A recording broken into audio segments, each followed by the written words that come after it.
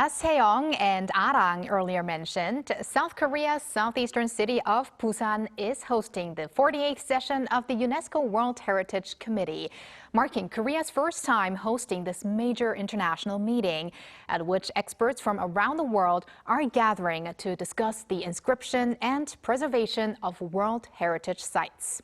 Today, we'll take a closer look at what this means for Korea and explore the value of Korea's World Heritage with Professor David William Kim, Professor of Modern History at Kookmin University and Committee Member for UNESCO World Heritage for the Korean government. Professor Kim, welcome to the program. Hello, Professor. Professor Kim, it seems like you might be on mute right now. I'm sorry. Thank you. Hello. Good afternoon. David Kim here.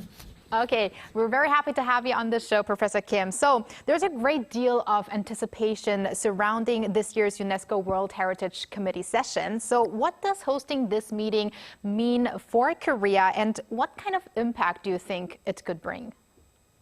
That's right. It's a very good point. Hosting UNESCO World Heritage Committee for the first time is a historical milestone for Korea. It actually demonstrates Korea's growing leadership in global cultural heritage. Korea is no longer simply preserving its own heritage, but actively contributing international heritage governance. It actually also creates the opportunity for international cooperation. Experts from around the world can exchange their ideas on shared challenges such as climate change, sustainable tourism, as well as heritage conservation.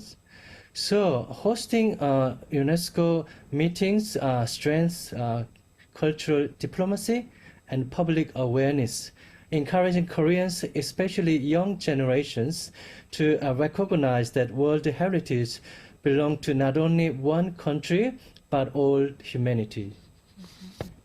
Right, and let's talk about the location of the meeting. Why was Busan selected as the host city, and what makes it a fitting venue for this global gathering? Well, Busan is an ideal hosting city for many reasons. I'm sure that you've probably been in Busan as well as also I've been many times. Busan has been a long time Korea's international gateway. As one of Asia's leading port cities, it represents openness, diversity, and global exchange. It has excellent infrastructure. With that, this time they are able to host the UNESCO World Heritage Committee convention. Previously, as you know, the Busan International Film Festival is Asia's leading film festivals, also one of the world premier film events annually happening in Busan. Another one is G-Star, Korea's largest video game exhibitions, to also happen in Busan. So Busan has a lot of experience. Alternatively, hosting a UNESCO meeting outside of Seoul, it actually shows Korea's heritage is found throughout countries, also closely connected to local communities. Mm-hmm. And Professor Kim, Korea is home to 17 UNESCO World Heritage Sites, which includes 15 cultural sites and 2 natural sites, from ancient temples and royal tombs to historical shrines, Buddhist mountain monasteries. So despite this diversity that we're seeing, what do you think is maybe the common thread that makes Korea's World Heritage Sites so distinctive? Yeah, as you mentioned, Korea has so many, already 17 World Heritage Sites we are having, such as, if you go Haein Temple, they have a Pikachiga Koreana, Joseon Jeongmyo, and then if Bulguk Temple, so many other stuffs, also Dolmen site. Those are the not only part of Korea, but also it's a part of the World Heritage.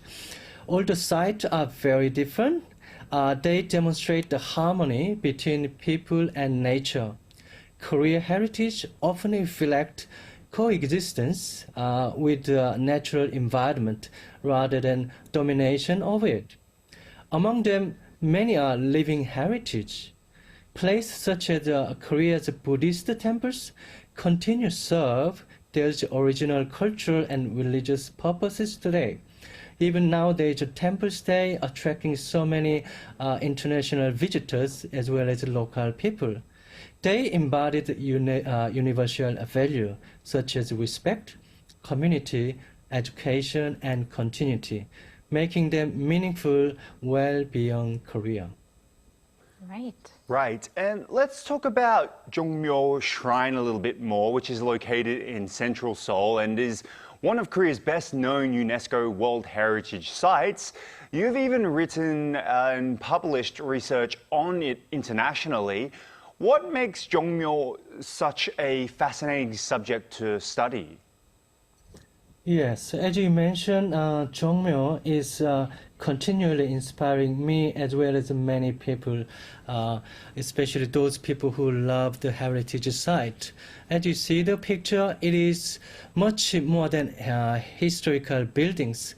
It combines architecture, ritual, music, and philosophy into the one living cultural space, such as Jeongjeon, which is actually the principal building of one of the longest traditional wooden building in East Asia. Jongmyo Jere, it's a royal ancestral memorial ceremony, as well as Jongmyo Jere Ark, it's a memorial music. It represents Confucian value that shares pre-modern Korean society for centuries. Although Jongmyo is uniquely Korean, it expressed universal human value about memory, identity, and preserving our shared cultural traditions. Right, Professor Kim, I think really Jongmyo is so special in how it connects the past with the present in such a tangible way. But now, you've also been active in the field of intangible cultural heritage. So you were there when, for instance, Korea's traditional jang-making culture was inscribed by UNESCO in 2024. So what moment from that experience has stayed with you the most? Yes, that experience really remaining memorable personally to me, of course also Korean government as well. The 19th UNESCO convention that was held in Paraguay in Latin America emphasized the intangible cultural heritage such as festivals, oral tradition, performing art, foodways, as well as traditional knowledge. Is not only a cultural resource, but also driver of the social coherence and environmental resilience and intercultural dialogue. It was inspiring not only me, but also so many delegates coming from all over the world recognize the universal value of a Korean cultural tradition. As you mentioned about the jang making, which is Korean traditional sauce making, was much more than food. It represents family knowledge and seasonal wisdom and community cooperation passed down through the generations. It reminds me also heritage is often found in everyday life.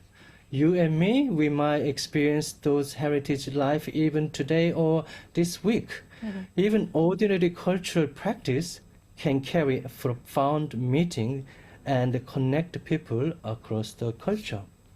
Definitely. And speaking of that connection, let's go back to Busan, Professor Kim. What are some of the key issues that will be discussed during this year's committee session? And are there any agenda items related to Korea that we should pay special attention to? Yes, there is three important things we'll share this year's discussion, which is normal when the other event in other countries is happening. But first of all, traditionally, committee will evaluate the new World Heritage Dominant submitted by the many different countries around the world. This time include the countries from Finland, Iran, Brazil, Japan, Poland, Portuguese, China, and etc. There are 37 nominations to be examined this time, so they have to go a very deep evaluation. Among them, 22 cultural properties and 7 natural properties they will consider to be officially recognized. Secondly, I want to emphasize what they're doing, why is it so important, is conservation challenges. The conservation challenge will be one of the major focus this time, especially impact of the climate change, urban development, which is quite relevant with our royal tombs recently, and then also over tourism on heritage site. That is the case for the Greece and Rome in Mediterranean areas. Finally, I want to mention about for Korea. We have very relevant issue this time, proposed to extend Gapal, so-called Korean tidal flat World Heritage property, will attract participant attention today, reflecting growing importance of the biodiversity and environmental conservations. If I mention a little bit about what kind of the items in the Korean proposal, it included Seosan and Gochang Gapal flat, Muan Mood flat land, as well as the Margaret settlement of the seasonal water bird. Those are the national items Korean government want to be committed for the UNESCO recognition for this time. So those will be discussed during the 24th to 27th of July during this convention. All right, Professor Kim, we have time for one final question. Now, how do you think Korea should continue to protect and make the most of its World Heritage sites? And also, if there would be one aspect of Korea's cultural heritage that you would wish more people around the world to know about, what would that be? Yeah, absolutely right. The systematic policy of conservation must come from before the tourism. When they are ready, people come and enjoy those things. Also, local community should play a central role because they are the one actually live with them, also care these sites every day. So what I want to suggest, if there is another chance, as Korea still has so many hidden heritage treasures, so I would like to suggest for many people, Korea's rich Jeongsin ideological heritage of the long history. Korea culture has been shaped by the interaction of the Confucianism, Buddhism, and indigenous as well as the native religious tradition. For this case, I would like to highlight Korea's native Jeongsin ideological heritage, which Jeongup, which is around the Jeongup city, which is northern Jeolla province, very close to the three major Korean native thought of Dongak, Won Buddhism, and also Jeongsan movement, the birthplace of those leaders. These places are very important part to be recognized, as well as in Busan, we have a modern heritage site in relation to Korean War. All right. Ultimately, thank you very much, Professor Kim. I think that's all the time we have today, but thank you very much for connecting with us today and sharing your insights. Thank you, Professor. Thank you for having me. And thank you, Walter, as always. We're going to see you back here soon. See you soon.